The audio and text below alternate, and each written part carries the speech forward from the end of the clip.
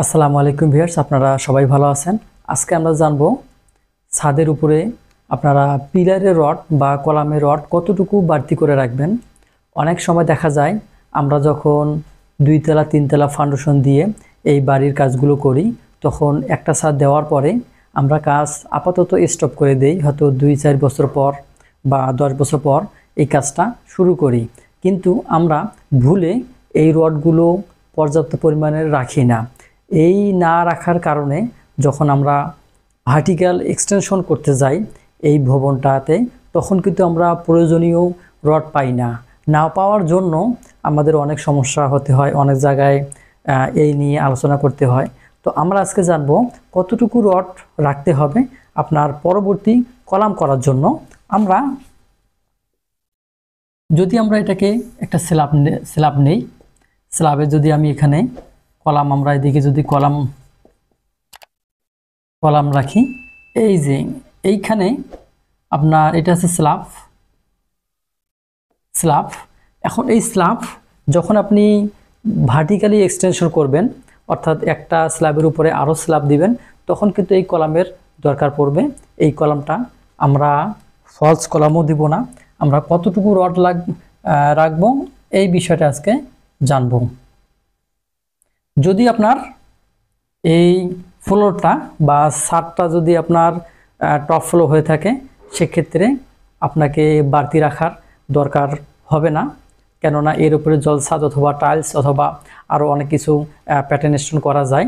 তো সেইটা আপনি করবেন, এই জন্যে পুরোটাই সমতল রাখতে হবে, এর জন্যে বাড়তি রড রাখতে হবে না। যখনই আপনি উপরে আরও তলা বাড়াবেন, অর্থাৎ আরও 1 তলা থেকে আরও বেশি করবেন, 2 তলা 3 তলা যাই করেন না কেন, প্রতিটা যখনই আপনারা এই তলাগুলো বাড়াবেন, তখনই আপনাকে এই পর্যাপ্ত পরিমাণের জায়গাটা বা ল্যাপিংয়ের জন্য এই রডটা ছেড়ে দিতে হবে। এখন আমরা জানবো কতটুকু রড আমরা উপরে রাখবো। আপনারা জানেন যে একটা রড উপরে যখন আপনারা কলামের সাথে অ্যাডজাস্ট করবেন, তখন কিন্তু এইভাবে একটা রড দিতে হবে আপনাকে ল্যাপিং হিসাবে। এই রডটা যাবে এইভাবে আসবে, অথবা উপরের রডটা আপনাকে ল্যাপিং সিস্টেম দিতে হবে, অথবা এই রডটা যে রডটা রাখবেন সেই রডটা এইভাবে থাকবে, এবং যে পরের রডটা আপনি দিবেন সেই রডটা হবে এইভাবে ল্যাপিং হিসেবে দিতে হবে। তাইলে আমাদের এই অংশটা হচ্ছে ল্যাপিং। এই ল্যাপিং অংশটা আমরা জানবো কতটুকু আমরা এই রডটা বাড়তি রাখবো। আমরা এই অংশটা বাড়তি রাখবো 2.5 ফিট। আমরা 30 ইঞ্চি বা 2.5 ফিট এই রডগুলো বাড়তি রাখবো ছাদ থেকে উপরে। এখন আমরা রড যেহেতু বাড়তি রাখলাম, এখন এই রডটা আমরা কি করব? যদি এইভাবে আমরা খোলা রেখে দেই, তাহলে কিন্তু কি হবে, এই রড যখন বৃষ্টির পানি পড়বে আবহাওয়ার কারণে, এই রডটা আস্তে আস্তে মরিচা ধরবে এবং আস্তে আস্তে কি সে নিচেও এই অংশতে নষ্ট করবে, এই অংশগুলোকে নষ্ট করে দেবে মরিচা পড়ে। তাহলে আমরা কি করব? আমাদের এখানে সলিউশন হচ্ছে যে যেহেতু আমরা 2.5 ফিট রডগুলো ছেড়েছি, সেহেতু আমরা এটাকে কভারিং হিসাবে আমাদের আরও 2 ইঞ্চি বা 3 ইঞ্চি বাড়তি করে এইটা সম্পূর্ণটাই ঢালাই করে দিতে হবে।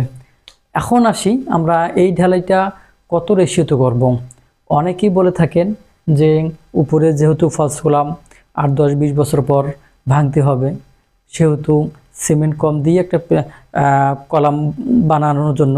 তো আমি সাজেশন দেব যে আপনারা এই নিচের কলামে যে রেশিওতে আপনারা ঢালাই করছেন, উপরের কলামটা সেম রেশিওতে করবেন।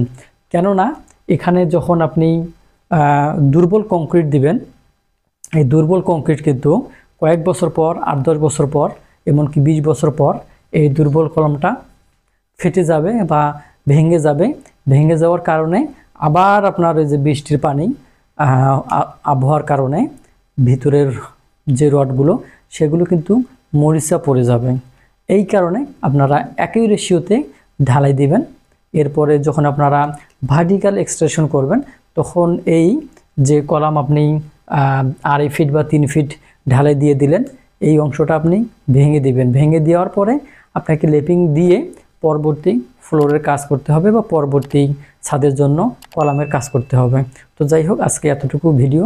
আপনারা ভিডিওর ভিতরে কোনো কিছু জানা থাকলে অবশ্যই আপনারা কমেন্টে জানাবেন, আর নতুন হয়ে থাকলে আমার চ্যানেলটা সাবস্ক্রাইব করে দিবেন। ভালো থাকেন, সুস্থ থাকেন, আল্লাহ হাফেজ।